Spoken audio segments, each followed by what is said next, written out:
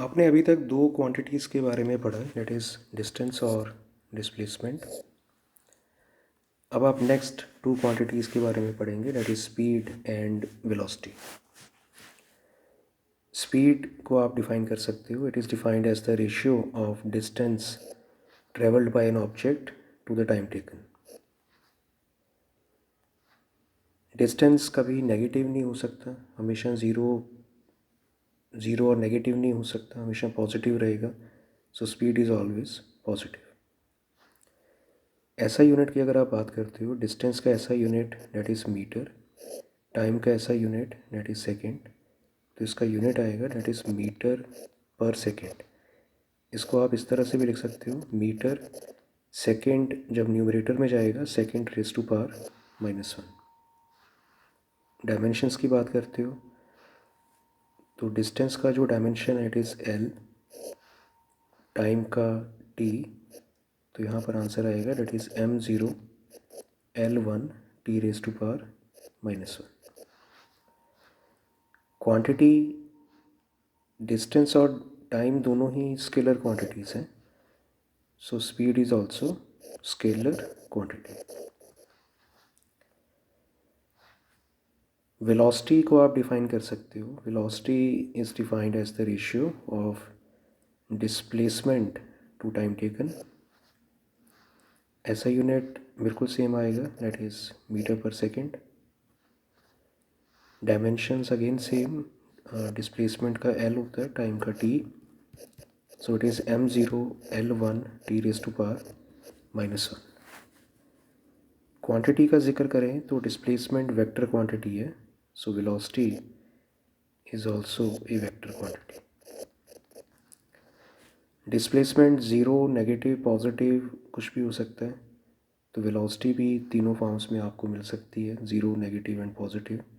But speed आपको हमेशा ही positive मिलेगा and velocity zero, negative, positive, कोई भी रिज़ल्ट आपको मिल सकता है।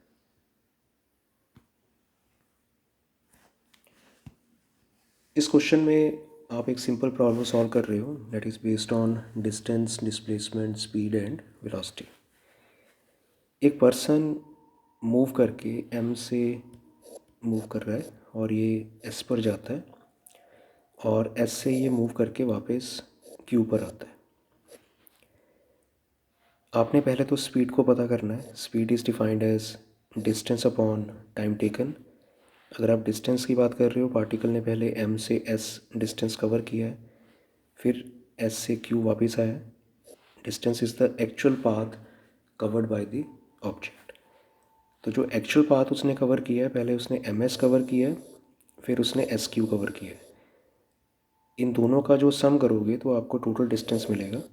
इसे आपने टोटल टाइम टेकन से डिवाइड करना है। ms जो डिस्टेंस है इट इज़ 130, sq डिस्टेंस है डेट इज़ 50, और ये दोनों डिस्टेंसेस कवर करने के बाद फाइनली जब वो q पर आता है तो m से s और s से q टोटल टाइम उसने 100 सेकेंड लिया है।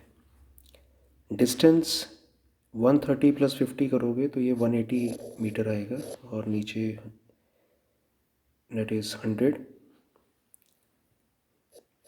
जो उसने टाइम लिया है, और इन दोनों को अगर आप सॉल्व कर रहे हो तो ये आंसर यहाँ पर 1.8 मीटर पर सेकंड मिलेगा। इसी क्वेश्चन में अगर आप बात कर रहे हो कि पार्टिकल ने जो डिस्टेंस कवर किया है और जो डिस्प्लेसमेंट कवर किया है उसमें एक फ़र्क है। पार्टिकल ने इनिशियली m से स्टार्ट किया था और उसने एंड किया है q पर। इनिशियल और फाइनल के बीच में जो शॉर्टेस्ट पाथ है that is the displacement.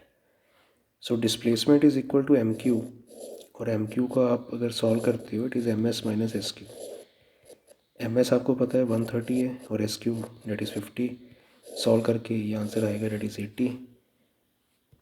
So displacement is 80 and time again same that is 100।